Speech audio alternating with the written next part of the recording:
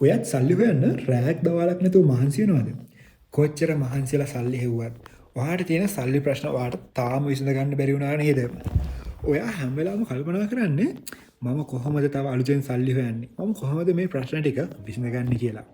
ඉතින් මේක හරිම ස්ට්‍රෙස්. අපි හැම වෙලාවෙම ජීවත් වෙන්නේ හරිම පීඩනයකින් නේද?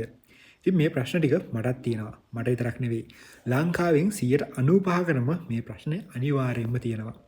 ඉතින් මම කල්පනා කරා අපි කොහොමද මේ ප්‍රශ්නේ විසඳගන්නේ කියලා. ඉතින් මට එතකොට තේරිච්ච දෙයක් තමයි මේ තියෙන්නේ අපි විසින්ම හදාගත්ත ප්‍රශ්නය.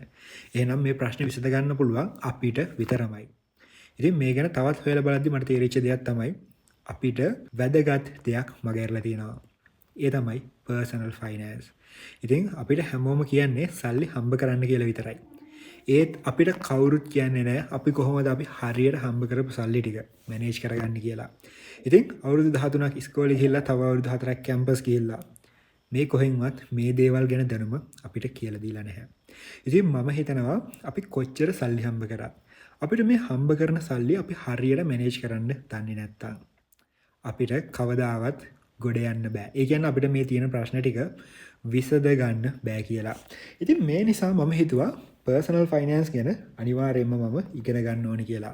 මොකද මේ ප්‍රශ්න විසඳ ගන්න එකම solution එක විදිහට මම දැක්කේ personal finance ගැන තියෙන දැනුම. ඉතින් මේ personal finance වලදී අපිට ඉගෙන ගන්න පුළුවන්. අපි කොහොමද සල්ලි හම්බ කරන්නේ? ඒ වගේම හරියට මේ සල්ලි වියදම් කරන්නේ කොහොමද? ඒ වගේම සල්ලි ඉතුරු කරන්නේ කොහොමද? ආයෝජනය කරන්නේ කොහොමද? මේ වගේ ගොඩක් දේවල්. ඉතින් ඒ හින්දා මම හිතුවා මාත් දැන් මේ දේවල් ඉගෙන ගන්න ගමන් ඉන්නේ.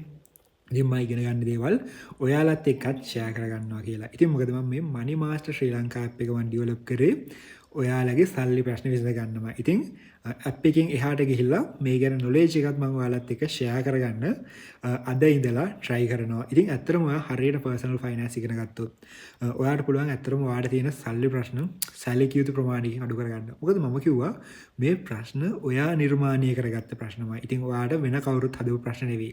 ප්‍රශ්න නිර්මාණය කරගත්තේ ඔයා නම් ප්‍රශ්න විසඳ ගැනීමේ හැකියාවක් තියෙන්නේ ඔයාටමයි. ඉතින් ඊට පස්සේ ඔයාගේ අපිට ජීවිතයේ එක එක goal තියෙනවා, එක එක හීන තියෙනවා. මොකද අපි ජීවත් වෙන පුංචි කාලයන්නේ. ඉතින් මේ කාලය ඇතුළත අපි අපේ හීන වලට යන්න ඕනේ. එහෙනම් ඔයා හරියට සල්ලි මැනේජ් කරා කියන්නේ ඔයාට ඔයාගේ goal වලට යනවා කියන එක ලොකු වැඩක් නන් නෙවෙයි. ඉතින් අනිත් එක තමයි ස්ට්‍රෙස් එක. අපි හැම වෙලාවෙම හරිම ස්ට්‍රෙස් එකෙන් ජීවත් වෙන්නේ. සල්ලි ගැන හැම වෙලාවෙම හිතලා.